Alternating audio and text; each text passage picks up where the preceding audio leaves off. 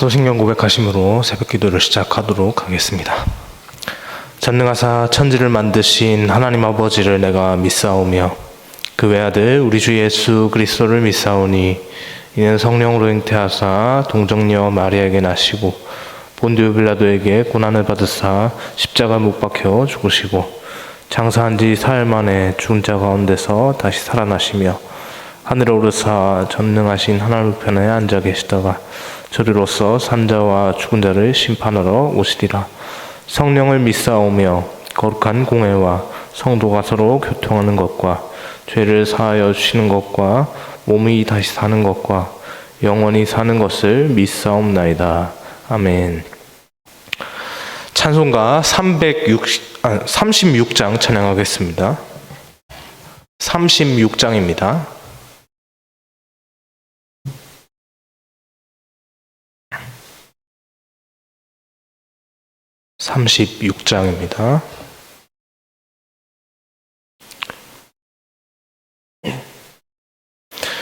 주 예수 이름 높이어다 찬양하여라. 금멸류관을 들여서 만유의 주 찬양. 금멸류관을 들여서 만유의 주 찬양.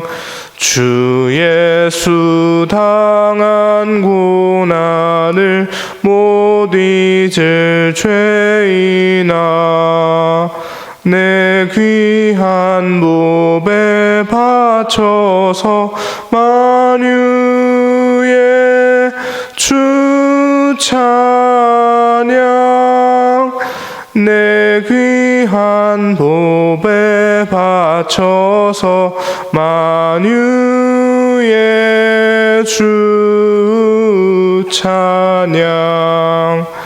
이 지구 위에 거하는 온 세상 사람들 그 크신 위엄 높여서 만유의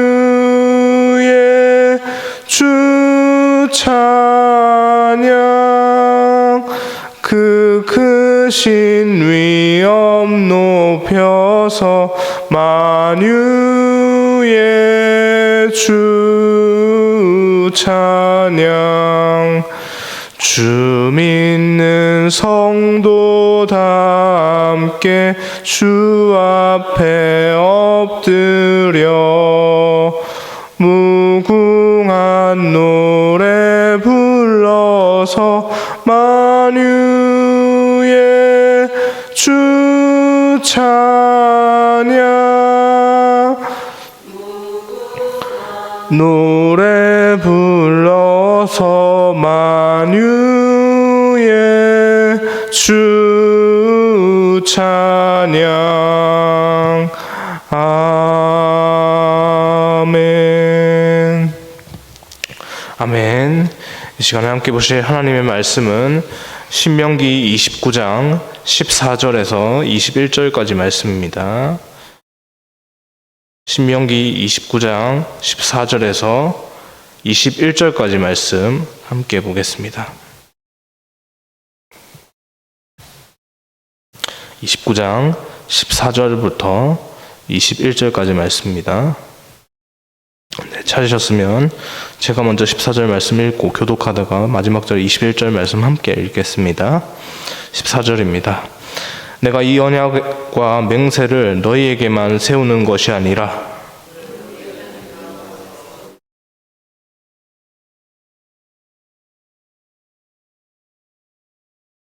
우리가 애굽 땅에서 살았던 것과 너희가 여러 나라를 통과한 것을 너희가 알며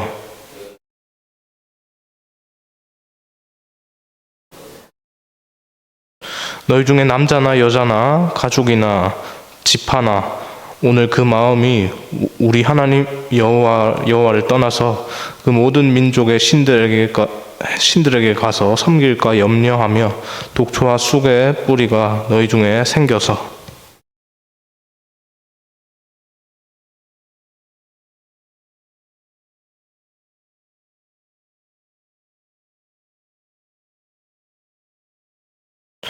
여호와는 이런 자를 사하지 않으실 뿐 아니라 그 위에 여호와의 분노와 질투의 불을 부으시며 또 이 책에 기록된 모든 저주를 그에게 더하실 것이라. 여호와께서 그의 이름을 천하에서 지워버리시되 여호와께서 곧 그를 구별하시고 이 율법책에 기록된 모든 언약의 저주대로 그에게 화를 더하시리라. 아멘. 어제 본문에서 모세는 모압 땅에서 새롭게 이스라엘 백성들이 지금 서 있는 모압 땅에서 새롭게 하나님과 그들 사이에 체결되는 언약에 대해서 이렇게 언급을 했습니다. 40년의 광야 생활이 주는 교훈을 이스라엘의 광야 2세대가 잘 기억하여서 하나님과의 언약에 그 이스라엘이 적극적으로 참여하기를 소망을 했는데요. 이 언약은 단순히 그 당시를 살아가는 이스라엘 그 세대에게만 유효하지 않습니다. 하나님께서는 신명기 5장에서 모세를 통하여서 신명기 6장에서 모세를 통하여서 이스라엘 백성들에게 하나님의 말씀을 잘 듣고 부모가 자녀에게 잘 가르쳐야 한다라고 그렇게 쉐마 본문을 통해서 말씀을 하셨는데요. 어제 이어지는 오늘 본문에서 이 쉐마 본문의 말씀이 그들에게 주어진 것과 하나님께서 신명기를 통해서 광야 2세대들에게 언약을 재갱신하시는 이유가 나옵니다. 본문 14절 말씀, 15절 말씀, 14절, 15절 말씀 우리 읽었던 말씀입니다. 함께 읽겠습니다. 내가 이 언약과 맹세를 너희에게만 세우는 것이 아니라 오늘 우리 하나님 여호와 앞에서 우리와 함께 서 있는 자와 오늘 우리와 함께 여기 있지 아니한 자에게까지이니. 이스라엘 백성이 하나님의 말씀을 잘 듣고 그 들은 것을 자녀들에게 대물림해서 잘 가르쳐야 하는 이유는 하나님의 언약이 지금 그 모세의 말을 듣고 있는 이스라엘 백성들, 광야 2세대 그 이스라엘 백성들 그 세대에게만 유효하지 않고 그 세대뿐만 아니라 앞으로 뒤에 오는 모든 미래 세대에게까지 동일하게 유효하기 때문입니다. 여러분, 우리는 시간 속에 살아갑니다. 철저히 시간 안에 있는 존재입니다. 인간은 시간을 초월할 수 없습니다. 철저하게 시간 안에 있죠. 문제는 이런 우리의 상황 속에서 우리의 상황 가운데 있는데 우리 상황 속에서 하나님의 말씀을 적용할 때 그런 문제들이 좀 생기는데 우리 시간 속에 주어진 하나님의 말씀을 철저히 우리 시간 안에서 우리 머릿속에 있는 일직선의 어떤 기다란 가상의 어떤 시간 막대기가 있다고 생각을 해보십시오. 그 시간 막대기에 우리 머릿속에 있는 이 시간 막대기 안에서 하나님의 역사하심을 생각하는 겁니다.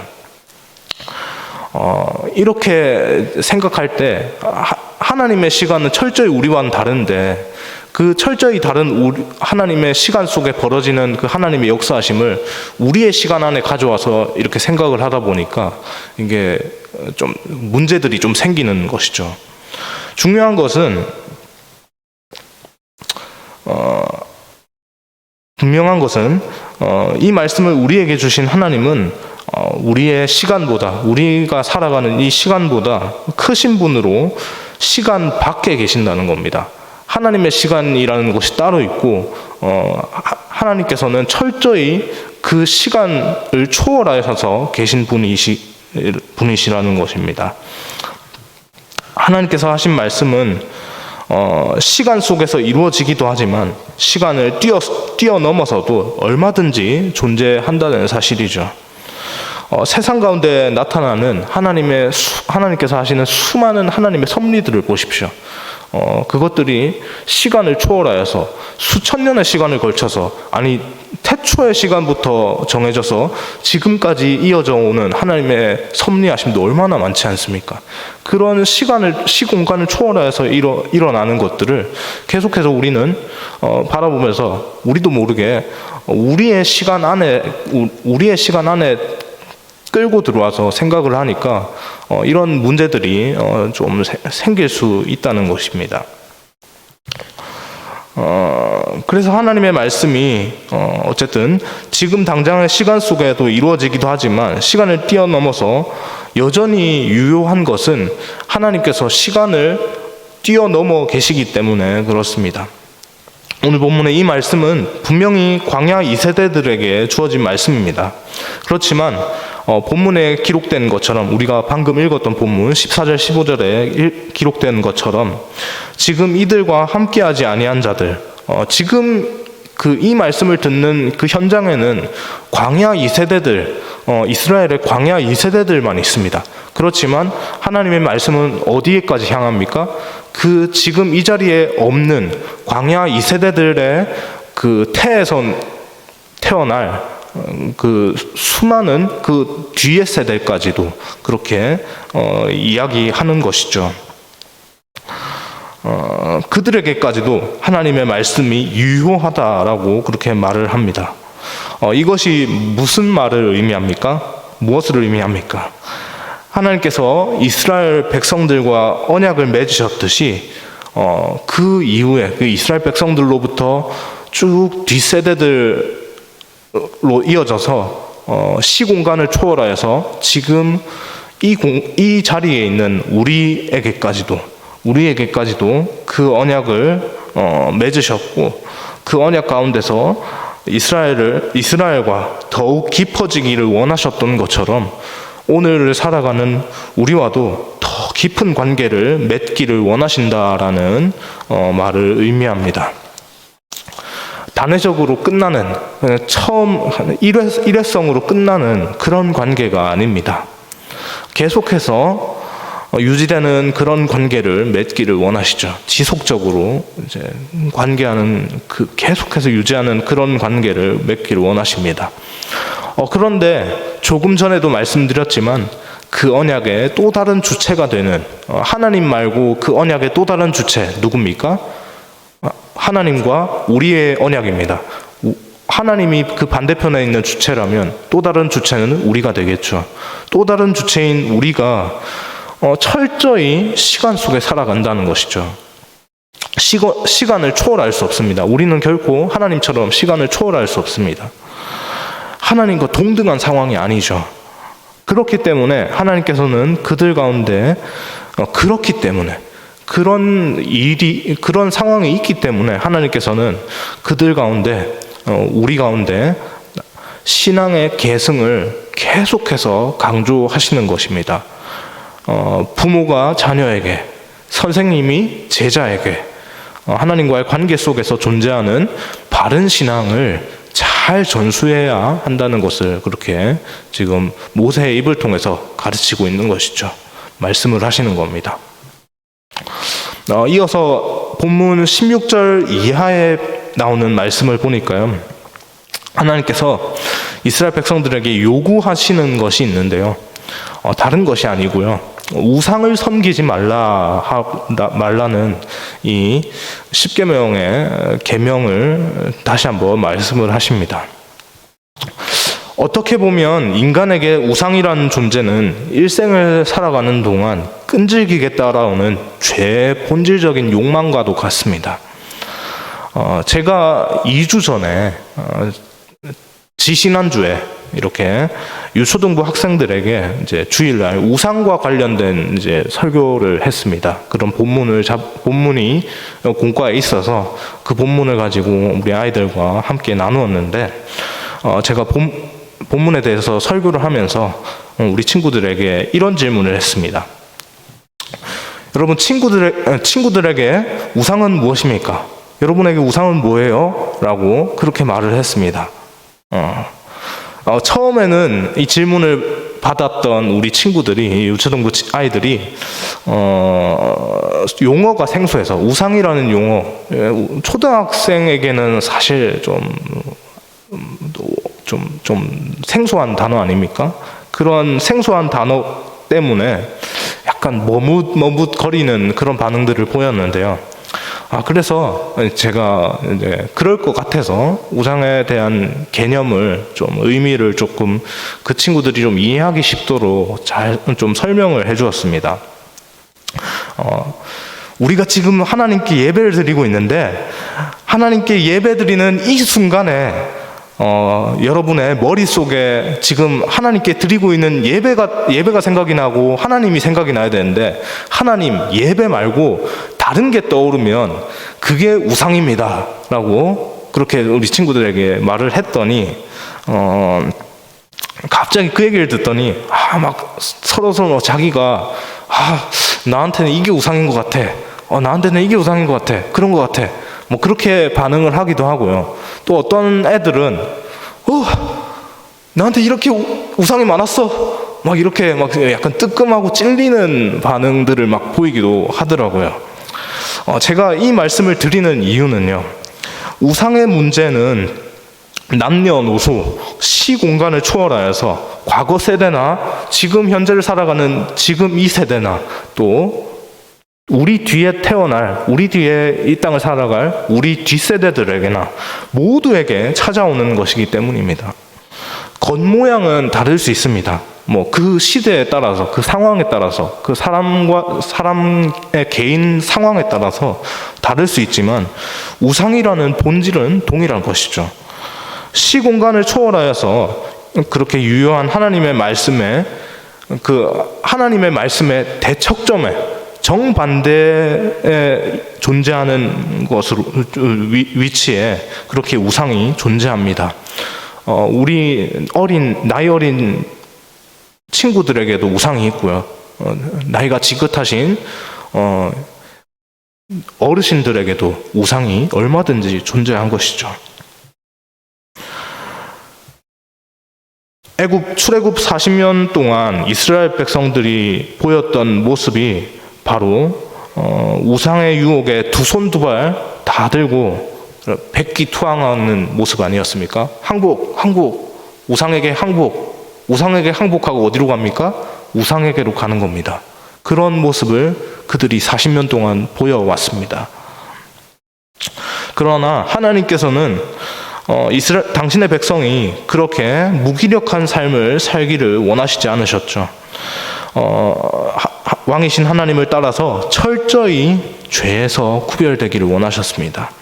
그렇기 때문에 하나님께서는 지금 신명기 29장에 신명기를 통해서 계속 그렇게 말씀을 하셨고, 특별히 신명기 29장을 통해서 모세의 입을 빌려서 출애굽 광야 2세대들에게 우리가 읽었던 본문처럼 16절 이하의 본문처럼 그렇게 우상을 철저히 경계하라라고 특별히 또 말씀을 하신 것이죠. 그것이 바로 오늘 본문에 우리가 읽었던 오늘 본문의 이야기입니다. 말씀을 정리하겠습니다. 하나님의 말씀 앞에 선 우리가 보여야 할 마땅한 반응은요, 우리가 직면하는 매 순간의 삶 가운데서 우상 숭배의 죄에서 벗어나 하나님을 우리 삶의 주인으로 모시는 삶입니다. 그분이 우리의 왕이시고 아버지이시기 때문에 우리는 마땅히 그 왕이시고 아버지이신 그 하나님의 말씀을 마음에 듣고 마음에 잘 새겨야 하죠. 그러나 한편으로는 또 이 문제에서 자유하는 것이 너무나도 어렵습니다. 자유롭게 우리가 먹은 마음대로 그래, 하나님 말씀을 잘 듣고 잘 기억해서 하나님이 원하신 대로 살아야지라고 하는 이 다짐대로 살아가는 것이 너무나도 어렵습니다. 왜냐하면 눈에 보이지 않는 하나님께서 우리 시간 가운데 초월하여서 그렇게 당신의 섭리를 이루시는 것들을 우리가 바라보는 그런 것보다 우리 삶에 존재하는 온갖 매혹적인 것들이 더욱더 우리 마음에 가깝게 찾아오기 때문입니다. 하나님의 말씀보다 그것들이 더 가깝게 여겨지고 찾아오기 때문이죠. 왜 그것이 더 가깝게 여겨지고 가깝게 찾아옵니까? 우상처럼 그렇게 가깝게 찾아옵니까? 실체화되어 있기 때문입니다. 우리 삶에 실제적으로 나타나고 우리 눈에 보이고 우리 삶에 바로 뭔가 직접적으로 뭔가 연결되어 있다라고 생각이 되어지기 때문에 바로 그런 것이죠. 분명히 쉽지 않은 문제입니다. 이 우상숭배에 대한 문제 결코 쉽지 않은 문제입니다. 그러나 이 문제 가운데 우리는 분명하게 자유할 수 있습니다. 무엇이 우리를 그 우상숭배의 문제 가운데서 자유롭게 합니까? 무엇이 우리를 그렇게 자유롭게 합니까? 우리 주 예수 그리스도를 믿는 올바른 신앙의 모습입니다. 그것이 우리를 우상숭배의 죄에서 자유롭게 합니다. 예수 그리스도께서 우리를 위해 이 땅에서 죽으시고 다시 살아나셔서 죄의 권세를 철저히 짓밟으셨습니다. 그리고 그를 믿는 믿음 안에서 예수 그리스도를 믿는 믿음 안에 있는 자들에게 그 이름 안에 있을 때, 예수님의 그 이름 안에 있을 때 승리를 얻을 것이고 자유할 것이다 라고 말씀을 하셨습니다.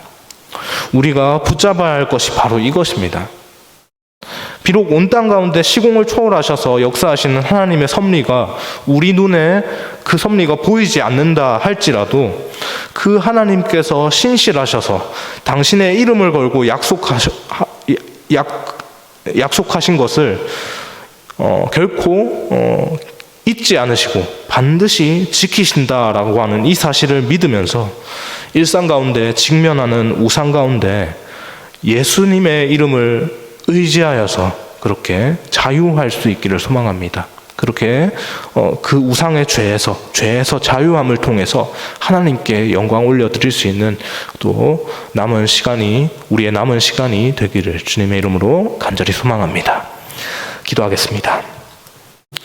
사랑해 주님 감사합니다. 하나님 우리의 시간 가운데 하나님 철저히 우리는 그 시간 속에 매여서 하나님 그렇게 하나님을 우리의 시간 안에서 그렇게 생각할 때가 참 많습니다.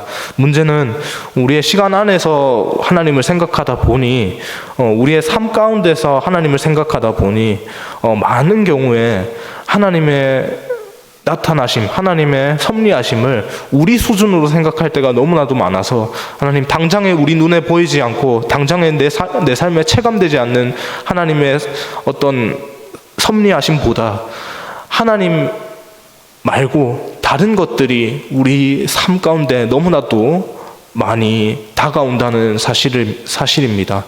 하나님, 우리가 이 사실을 분명히 잘 경계하길 원합니다.